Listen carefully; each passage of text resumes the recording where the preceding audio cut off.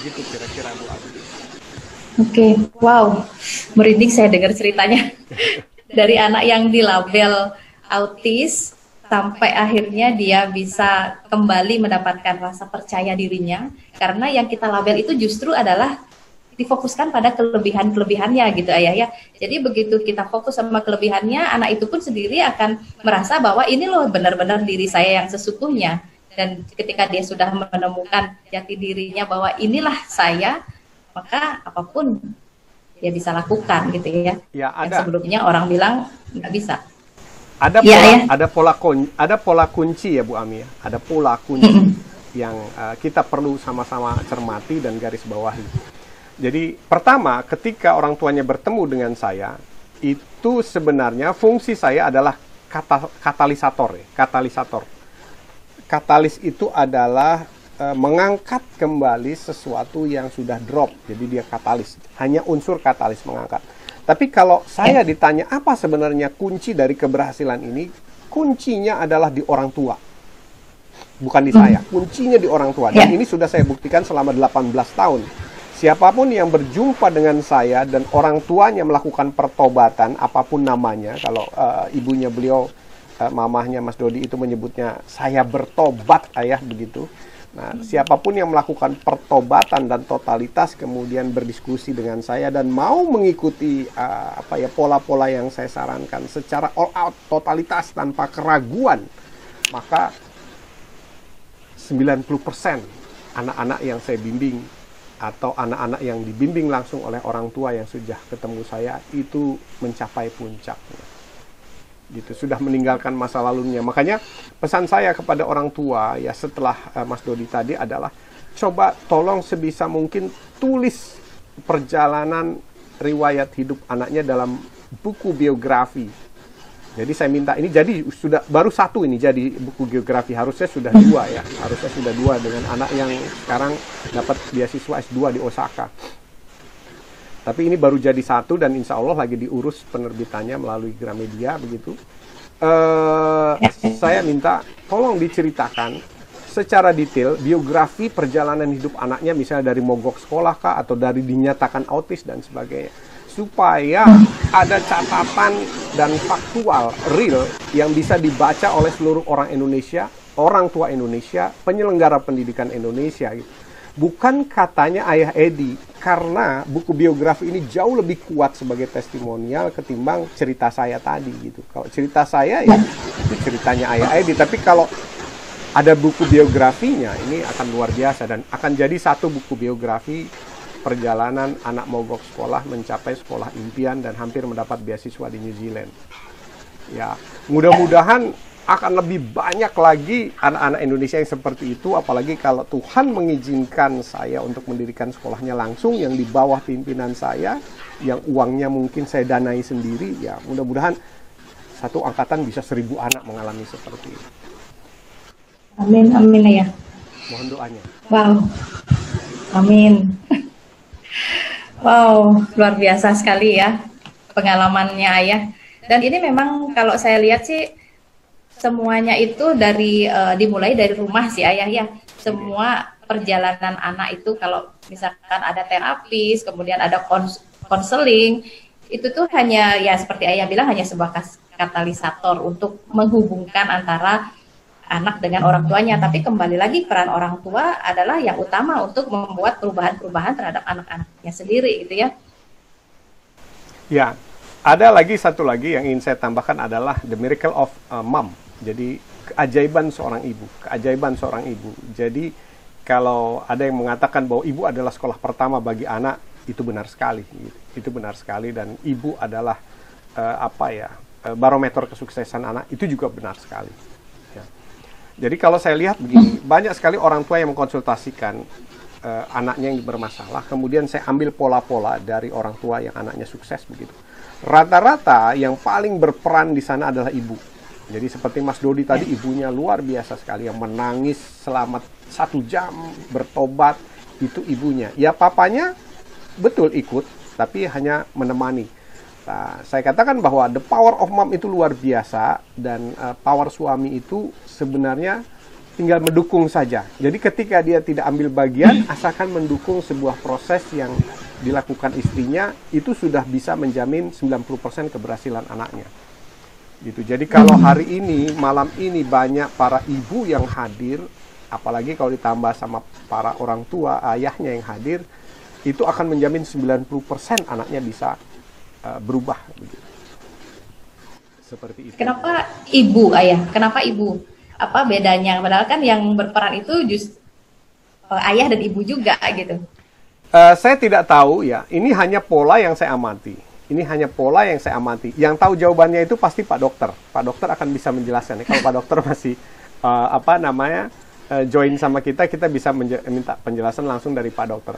Saya hanya mengamati pola-polanya. Dua parent yang hadir, kalau dua parent ini bekerja sama, nah itu pasti 90% anaknya berhasil. Tapi most of all, yang paling berperan besar dari semua keluarga itu ternyata ibunya. Gitu, nggak tahu ibu itu dikasih power apa yang luar biasa gitu. Makanya saya menginisiasi parenting ini untuk para orang tua dan khususnya para ibu, karena saya tahu ketika ibunya tercerahkan dengan metodologi parenting yang benar, cara mendidik yang benar, maka bisa dipastikan 90% anaknya sukses. Dan kalau 90% anaknya sukses dan itu menjangkau 90% penduduk Indonesia, bayangkan. 90% penduduk Indonesia akan menghasilkan anak-anak yang sukses. Jadi untuk mengubah Indonesia itu ya mulainya dari kita, ibu, kemudian kita mendidik anak secara besar, apa benar, baru nanti kita bisa berharap next Indonesia itu benar. Jadi kita mimpi kalau mengharapkan Indonesia berubah menjadi baik, tapi tidak memulainya dari kita, kemudian dari anak kita. Ya, gitu kira-kira, Mbak. Ya. Baik, Ayah, terima kasih banyak untuk ya materinya ya. Nah, teman-teman, boleh ditanya itu kenapa Ibu itu, Pak Dokter? Pak Dokter jawabannya biasanya yang tahu yang seperti itu. Pak Dokter, oke. Pak Dokter sudah online lagi ya. Pak Dokter, ini ada pertanyaan kenapa justru ibu yang berperan di dalam mengadakan satu perubahan yang lebih penting pada anak. Silakan Pak Dokter. Ya, terima kasih Ayah. Kedengaran suara saya? Kedengaran. Ya. Setiap benih pohon yang jatuh dari pohon itu oleh hembusan angin di langit, dia jatuh ke bumi, dan yang berhak kemudian lebih banyak merawat benih-benih itu adalah bumi. Bagaimana bumi merawat dengan kesuburannya, walaupun kesuburannya datang dari apa yang kita sebut sebagai bencana gunung berapi, tapi kesuburan itu datang dari bumi. Kemudian air yang mengalir juga mengalir dari bumi. Langit hanya menurunkan hujan, tapi bumilah yang mengalirkannya kemana seharusnya berkah langit itu datang. Dialirkan, dipakai untuk menumbuhkan benih-benih itu. Jadi bumilah yang berhak, bumilah yang mempunyai kuasa tertinggi untuk menumbuhkan benih-benih yang jatuh dari ujung-ujung dahan pohon, kemudian langit memberikan hujan sebagai berkahnya, tapi yang mengalirkannya adalah bumi. Kemudian yang menjaga benih-benih pohon itu bertumbuh dengan caranya menjaga itu juga bumi. Nah, itu alam sedang berbicara. Itulah alasan kenapa ibu mempunyai kekuatan yang terbesar untuk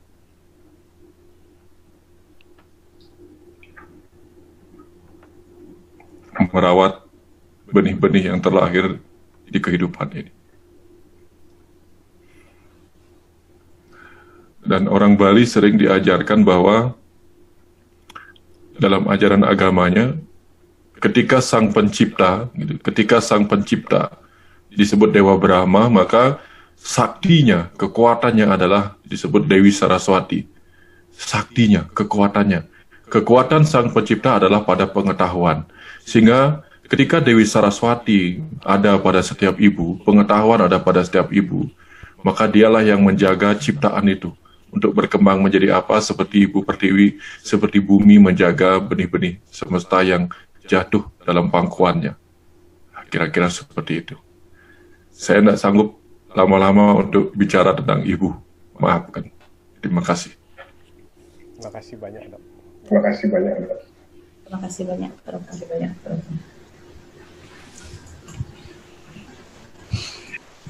Ya, baik, memang peran ibu itu luar biasa ya.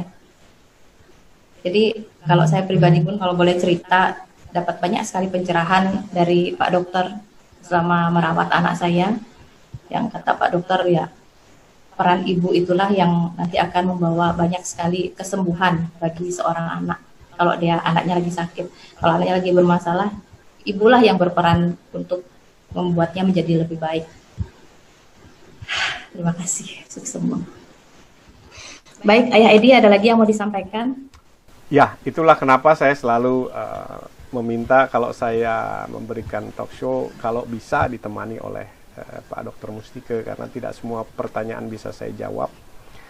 Seperti tadi, ya pertanyaan sederhana, kenapa ibu?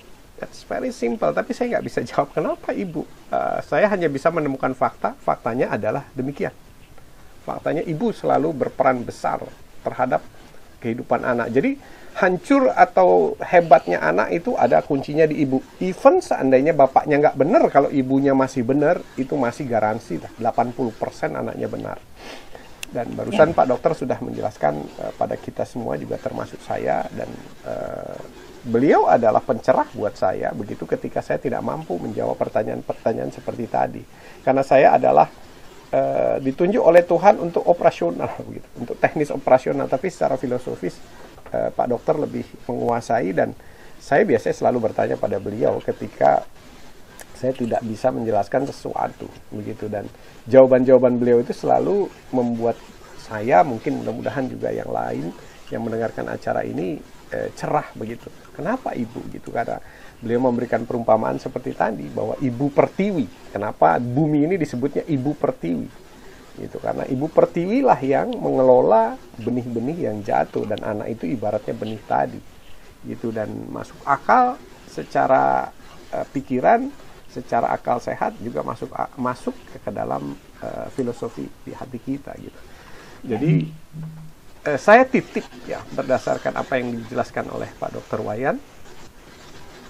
Jika ada para ibu yang hadir malam ini, mari sama-sama bersungguh-sungguh untuk belajar parenting, supaya kita paham bisa membesarkan benih-benih itu secara benar. Nah, kenapa saya ayah justru mengajar parenting? Mungkin ini juga kehendak Tuhan gitu. Karena kita punya pemahaman ketidakarifan lokal. Jadi kalau kita punya kearifan lokal ya biasanya sesuatu itu sepasang ya. Ada kearifan lokal, ada juga ketidakarifan lokal. Salah satu ketidakarifan lokal itu adalah misalnya ketika kita punya anak, sang ayah akan merasa bahwa tugas ayah hanya cari kerja, tugas ibulah merawat anak. Dan mungkin maksud Tuhan dengan meminta saya atau menunjuk saya atau mengirim saya menjadi seorang guru parenting yang tiap hari berbicara tentang keluarga dan anak, di situ Tuhan mungkin menitipkan pesan adalah bahwa tidak hanya ibu, ayah juga berperan. Jadi ayah punya peran keayahan, ibu punya peran keibuan. Meskipun porsi lebih besar itu ada di ibu, tapi alangkah hebatnya kalau ayah juga memberikan peran maskulinitasnya, seperti itu mungkin Bu Ag. Jadi mari sama-sama kita belajar. Saya titip betul-betul pada para ibu atau para mama atau para umi yang hadir malam ini. Ya, baik ayah. Ini sudah langsung didengar oleh para ayah bunda yang menghadiri ya ikut webinar kita pada malam hari ini. Semoga nanti pesannya ayah dan Pak Dr. Mustika memang benar-benar bisa dipraktekkan di rumah.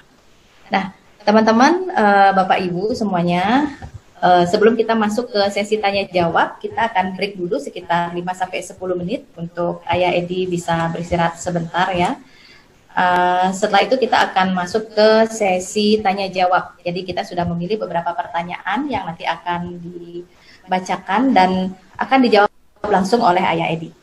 Nah, baik teman-teman, kita sudah memilih beberapa pertanyaan sambil menunggu Ayah Edi sekitar 3 menit lagi ya. Ayah boleh ya kita undang lagi ke ruangan untuk sesi tanya jawab, karena banyak sekali ada pertanyaan-pertanyaan yang sudah masuk dan pertanyaannya luar biasa sekali, sangat mewakili, mungkin mewakili pertanyaan banyak orang tua ya, yang memiliki kesulitan untuk menemukan bagaimana menemukan kelebihan di balik kekurangan anaknya.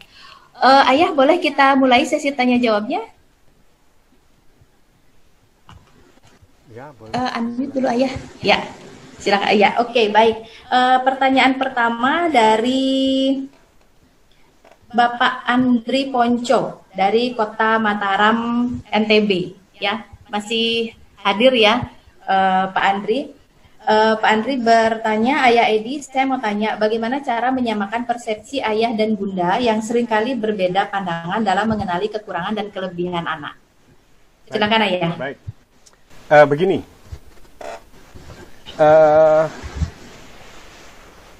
ada orang percaya bahwa pihak ketiga itu negatif, ya. Tapi selalu saya percaya bahwa kalau ada negatif pasti ada sisi positifnya. Nah, saya sering menjadi pihak ketiga dalam perselisihan antara suami dan istri dalam mendidik anak. Suami membawa value, nilai-nilai dari keluarganya. Nah, yang dulu diajarkan orang tuanya, yang benar tuh gini didik anak, yang benar tuh begini, yang benar tuh begini. Istri juga punya orang tua, jadi orang tuanya juga dulu mendidik, mengajari bahwa yang benar didik anak tuh gini, gini, gini. Dan akhirnya ada dua value bertemu. Masing-masing yakin bahwa value-nya lah yang paling benar. Nah, disinilah mulai terjadi ketidaksepakatan. Berdasarkan pengalaman saya mendirikan sekolah, ini sering terjadi di antara para orang tua murid kami. Kemudian biasanya kami undang dua-duanya untuk bertemu di sekolah, kemudian kita diskusikan di mana kira-kira ketidaksepahaman mereka. Nah, baru setelah itu saya tengahi bahwa ini yang disebut sebagai value keluarga, ini yang disebut sebagai value parenting. Nah, kita coba bandingkan antara value keluarga dengan value parenting. Biasanya ketika saya bandingkan, kita akan temukan di mana kebaikan-kebaikan atau kekurangan-kekurangan dari masing-masing value. Nah, ketika ada pihak ketiga yang menjelaskan sisi parenting, berarti kan saya tidak memihak kepada istri, saya tidak memihak kepada suami. Saya berada di tengah yang menjelaskan bahwa berdasarkan value parentingnya seperti ini, dan ini sudah diujikan di sekolah kami, diujikan di anak-anak kami di rumah, dan berhasil. Nah, dari tahun ke tahun saya menyelesaikan konflik antara suami dan istri di sekolah, kemudian menjadi sebuah pola yang diajarkan kepada guru-guru kami, kemudian guru-guru kami juga membuat penyelesaian konflik yang sama berdasarkan nilai parenting tadi.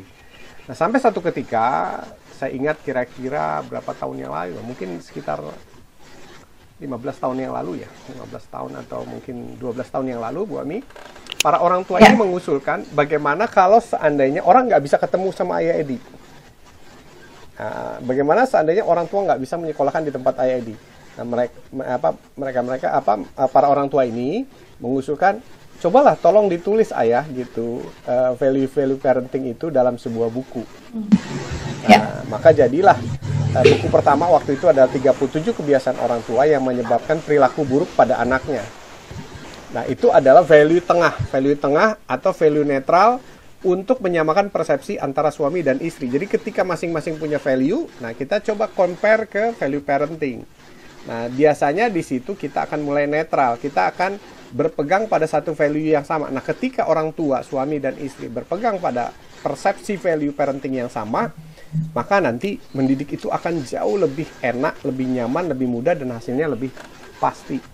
Seperti itu. Misalnya, suami yang biasa dididik keras, dia akan menganggap bahwa kekerasan itu baik bagi anaknya.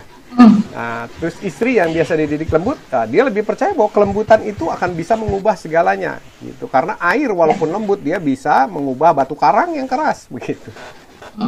Nah, tapi ketika tidak ada pihak ketiga yang menahi, maka yang muncul di antara kedua orang ini adalah ego nanti.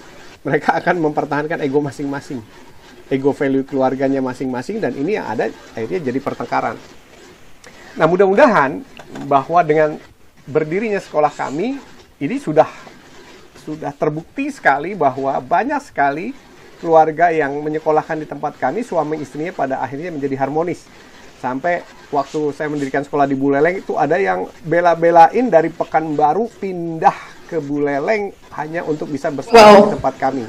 Ya, sampai dari Pekanbaru ya? Dari Pekanbaru ya, dari Pekanbaru. Ya, suaminya bertugas di Pekanbaru, kemudian istrinya bela-belain pindah dan diizinkan oleh suaminya hanya berkunjung sebulan sekali begitu ke Buleleng.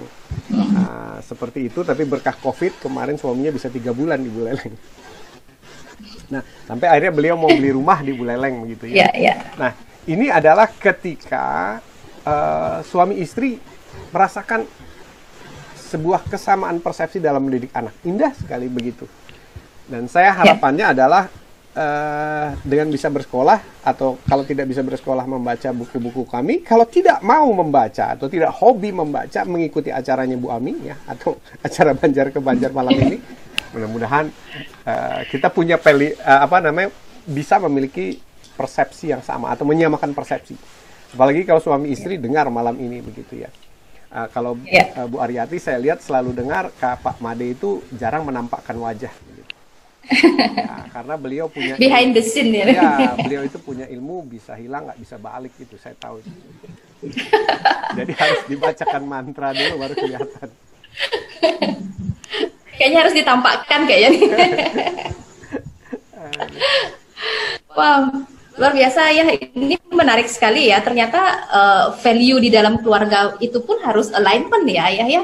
Jadi ayah dan ibu yang membawa value-nya masing-masing dari keluarga sebelumnya yang diturunkan oleh orang tua masing-masing itu, kalau dia berbeda kemudian tidak alignment ya, jadi bingung dalam menentukan bagaimana nih kelebihan atau kekurangan anak kita gitu ya. Jadi memang benar-benar harus alignment. Luar baru biasa, pertama kali nih saya mendengar value alignment di dalam keluarga seperti ini, menarik sekali ya. Ya, itu dan kasusnya complicated sekali ya. Complicated, misalnya begini. Beda agama, kebetulan misalnya orang tuanya beda agama, itu bawa value masing-masing. Nah, kalau itu sudah kita bisa pahami lah, karena dari awalnya sudah beda agama. Ini yang seagama pun value-nya bisa beda. Yang sudah seagama kemudian asal sukunya beda. Yang asal sukunya sama masih juga sama. Beda gitu. Didikannya beda juga hasilnya ya. Ya, jadi makanya cita-cita sekolah kami adalah one stop solution. One stop solution. Jadi kasus apapun akan kami bantu penyelesaiannya di sekolah kami, termasuk pertengkaran pasutri. Jadi kenapa kami sampai masuk ke wilayah pertengkaran pasutri? Kenapa? Karena pertengkaran pasutri, ketidakakuran suami istri ini berpengaruh besar terhadap anak. Gitu. Dan alhamdulillah kami banyak mendamaikan pertengkaran pasutri yang pada awalnya berasal dari value tadi ya, value. Misalnya si keluarga tinggal sama mertua, wow itu paling sering itu ya, mertuanya maunya begini, mantunya beda, ininya beda gitu, dan ramai lah gitu. Dan itu pun kita urai. Bukan hanya ayah ibu. Bukan. Jadi masalah keluarga ini complicated, makanya jargon atau semboyan kami adalah Indonesian strong from home. Jadi most of the problem itu coming from home. Gitu. Nah, ketika kita ada di problem keluarga ini, kita nggak punya panduan bagaimana cara menyelesaikannya. Itulah kenapa kita selenggarakan program dari Banjar ke Banjar, biar bisa menyentuh setiap soal-soal yang dihadapi orang tua, kemudian orang tua punya value parenting tadi sebagai alat tengahnya begitu, atau solusi tengahnya. Gitu. Cuma mohon nanti disebutnya value parenting, jangan kata ayah Edi gitu. Ya rata-rata kalau udah begitu kata ayah Edi ya begini loh, jangan gunakan ayah Edinya, jangan. Menurut value parentingnya begini, logikanya begini, begitu, seperti itu. Ya. Dan di buku Ayah Edi juga banyak sekali ya dibahas, karena saya mengikuti sekali buku-bukunya Ayah dan tanya jawab tentang banyak hal, itu hampir menjawab setiap pertanyaan orang tua gitu ya. Kayak kalau saya baca bukunya Ayah tuh kayak kitab aja. Mau pertanyaan yang mana, ini jawabannya gitu. Sampai dialognya pun diajarin gitu. Jadi benar-benar value-nya value parenting gitu, menarik sekali. Ya, karena itu. Ya, bagi teman-teman yang memang belum sempat ikut webinar dari Ayah Edi, atau kan ini kan tidak terlalu sering ya, jadi pasti ada waktunya, mungkin sebulan sekali atau 2 bulan sekali gitu. Jadi kalau misalkan ingin belajar bagaimana mengatasi permasalahan masalah parenting gitu ya, ada baiknya sih kalau membaca buku ya, jadi lebih cepat dan lebih bisa langsung dipraktekkan sendiri gitu. Ya. Karena buku itu disusun dari kasus-kasus Bu Ami yang tadi saya cerita. Ya, betul. Nah, itu atas permintaan orang tua di sekolah kami. Jadi dari setiap kasus yang diselesaikan, tolong dong ayat tulis. Setiap kasus yang diselesaikan, tolong dong ayat tulis. Ya, saya pada akhirnya mengatakan iya juga ya gitu. Karena banyak yang bilang, iya kalau yang bisa sekolah di tempat ayah, kalau enggak gitu. Apa dong, harus belajar dari mana? Nah, berkah COVID ini selain buku, ya mungkin dari buku yang belum kita paham bisa kita bahas di acara ini. Iya, kalau pengalaman saya sendiri, Ayah, dari awal untuk memetakan potensi anak itu kan sudah ada bukunya ya, pertanyaan-pertanyaannya itu sudah kita bisa belajar. Kemudian ketika anak saya mulai beranjak remaja, itu juga ada khusus bukunya untuk mengatasi apa sih judulnya itu ya? Kalau nggak salah itu memang khusus problematika remaja yang mesti harus diketahui oleh orang tua gitu. Itu menarik sekali.